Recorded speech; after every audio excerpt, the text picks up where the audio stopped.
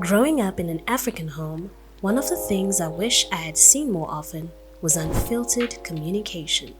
How the elderly and the young combine their unique levels of knowledge and experiences to tackle complex topics such as weight stigma, postpartum depression, parental favoritism, suicide, sterility, inter-ethnic marriages, and many more. This is what Heart2Heart is all about. Beyond giving an ear to high-profile men and women during one-on-one interviews, its purpose is to inspire listeners from all walks of life with stories of transparency from everyday people who overcame their world by looking within. Welcome to Heart2Heart with Divine Keren. Well, hello world, and welcome to the Heart2Heart podcast with Divine Keren. I am not alone. Kgosi over here from Relationship Goals, a management consulting agency that helps build SME. So as you can see, I really like to do the whole dancing thing when I'm feeling nervous. And you know why I'm feeling nervous? It's our first podcast. Woo-hoo! Yes! And it's the beginning of the new year. Imagine. So Happy New Year! Woohoo! Pop Happy champagne! Well, we don't have real champagne, but what do we have? No water though. Yes, because we remain hydrated. That is a new goal for 2023. So let me, introduce myself a little bit. Mm-hmm. I don't think a lot of people know me. I did start this whole speaking thing on Instagram. I did Instagram lives. That was during COVID-19. During the pandemic. I remember my first video, I had 4 views and they were all my family members from inside the house. But that's the thing I love about family. Family will always support you. Will always support you because they know you owe them. Anyways. So my name is Divine Keren Yamlamba, but if you can't pronounce the surname, don't worry about it. I am a 25-year-old young lady. I was originally born in the DRC, but I was raised here in South Africa. So what do? I'm an entrepreneur, but I'm also an author. I am the founder of my own publishing company, The Sons of Keren. Wow. I am also a part-time researcher and a part-time lecturer. I actually teach French, but please don't test my French. I might actually really disappoint you. Hold up. You forgot to mention that you're a voiceover artist. I'm a voiceover artist, and that's actually how we got to know each other. Yes, that's actually how we met. Yeah. So Kgosi here is actually a very cool friend of mine and extremely talented. Like, this guy's balling in money. Not at all. But not yet anyways. But I tell you, he's a huge inspiration to me, very rich in words, very rich in knowledge. And another thing that I also like about our friendship is it's also rooted in faith. Yes. Yeah, we 100%. Actually share the same faith. We're believers. So we just hope that you're going to enjoy today. Without any further ado, Kgosi, what is today's topic about? So look, today I figured, let's have a chat around, expectations. We've reached a point where it's become a culture to now start developing expectations at the beginning of every single new year. Yeah. So here we are. It's a brand new year, and we've got all these expectations to become the best possible people and best possible versions of who we are. But how about we start reflecting on this past year? Remember how 2022 was? 2022 was real. Showed us flames, especially if you're living in Zanzibar. We got burned by the literal sun, by the lack of electricity, by people complaining about politics. So it was real. It was real. It was really real. If you made it, you're a real G. That's what's up. Whoop-de-whoop to you. Well, for real. So I really like what you said about setting expectations, because it's not really something that everybody does. Yes. But I've been seeing a lot of events around teaching people how to plan, the vision board thing. That people do, and they're like, 2023, I'm gonna do this and this and that. How do you feel about New Year resolutions? Is that your thing? Not really. Okay. Right? Because, as you can notice, I've been trying to get rid of this for over 20 years. Oh, wow. Every single year for about like 12 years straight, I've been telling myself I'm gonna get rid of this pot belly. Yeah. And I think there was a year when I was slightly successful up until like March. Like, you know, like how people in 2020 were like so excited in January up until March. Yeah. You know what I mean? Yeah. Like, what you know, happens in similar March? things. That's what stays in March. Okay. You know, what happens in March stays in March. Good. No, so I think, look, it's a good thing to aspire to become a better version of yourself. It's a good thing to want to become a better version. But realistic goals, guys. Please, be realistic. Be as please. realistic as you possibly can be. Yeah, and you don't have to share it with everybody. It doesn't have to be that thing of start posting all over the place. 2023, you know, I'm gonna be married by April the 9th. You know, I mean, unless and then that's nigga like cheats. yeah.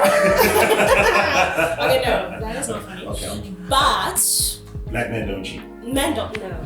No.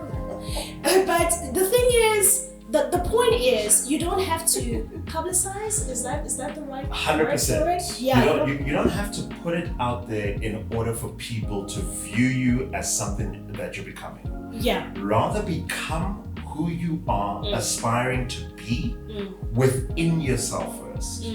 Once you've become that person, Yes. people will see the manifestation in life.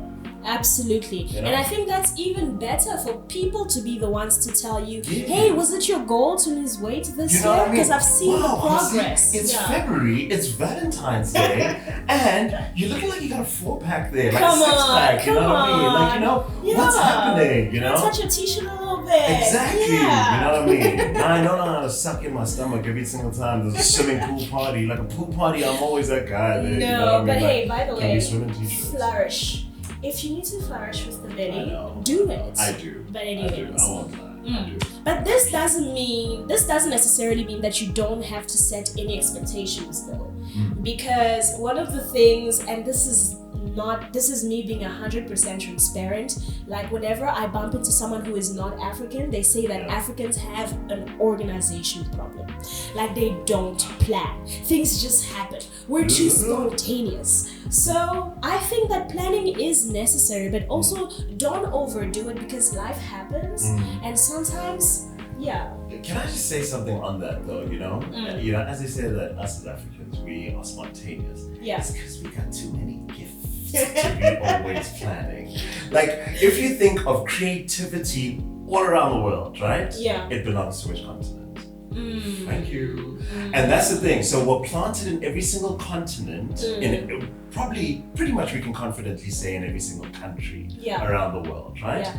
And guaranteed you're going to find spontaneous creativity. This is who we are. It's built within, but you know, it's just unfortunate that we have to conform to systematic ideologies that we don't traditionally conform to. So it's taking us time, but we're getting there. We're getting there. You're finding more Africans becoming a lot more organized, a lot more structured, playing the game, playing by the rules of the game. Yeah. And soon we're going to be creating our own rules. Yeah. I mean, being spontaneous doesn't mean that we need to have a lack of structure and a lack of order and a lack of stability. You know, it just means that you're open-minded, you're open to change, right? But within that change, you know what to do and when to do it. That's it. Yeah. And when you don't start panicking and start making decisions, impulsive decisions, you know, decisions out of emotion or out of fear. But you just, you know, try to calm down and you try to take it one day at a time. The one thing I'll say that I really think is important, especially for those who share the same faith, right, is to surrender your plans to God. For me, 100%. that is the best strategy. And you know, there are different ways to do that. Yeah. You know, so you could kneel down in prayer every single day, you know, but you could also devote your soul to God. And by that, even your conversation with people, even your dreams and aspirations. So the action that you put towards your dreams and aspirations, that same action will be a devotion to God. Absolutely. And how you surrender is based on your identity and your journey, as well as your destiny. Yes. So just understand that once you figure that out, there are people in their 90s, some people have even reached 100 years of age and still haven't figured it out. Yeah. So don't beat yourself up. Don't try to be the most perfect person in the world, because that person does not exist currently,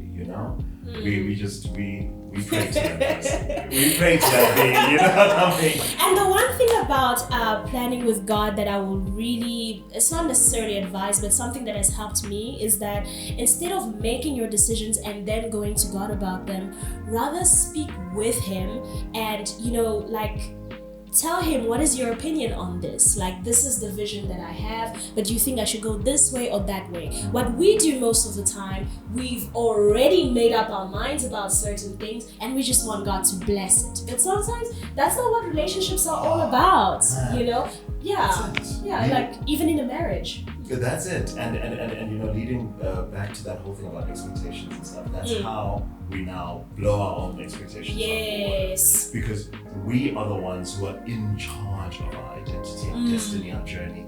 But yet when you surrender it to Him, He'll show you. As you say, He'll guide you. He'll order your steps. Expectations can be very dangerous when we don't know how to manage them. And when we set unrealistic expectations. But guys, listen, we've really enjoyed this conversation with you. We would like you to actually like this video and share the link with your friends. Subscribe to the channel, subscribe to my YouTube channel. Press on that notification thing so that whenever a new video is up, you're able to hear us and you're able to see us on YouTube and then to hear us on all podcast platforms. But we're super excited to be going through this year with you. We believe that it's going to be a successful one. But G, any last words? No, look, I mean, just, be the first. That's all I was really saying, Be the first to step up, hear this content, but make use of it. We're not gurus of any kind. We're just normal people. You are a normal person. We are normal people. Thank you for You are an exceptional person. We're exceptional people. We're people, all right? And if we can touch your heart and you can share your views. So we don't want to drive this whole podcast thing on our own.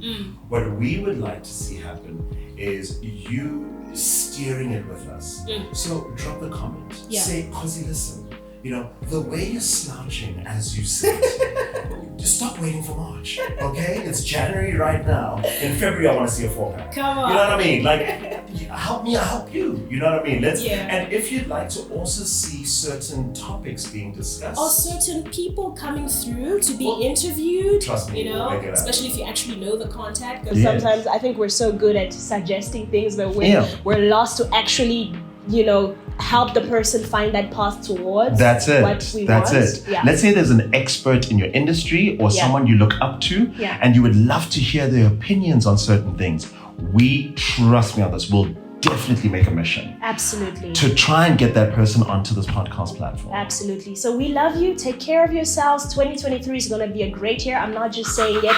It will be a great year if you believe. See you soon. Cheers, guys.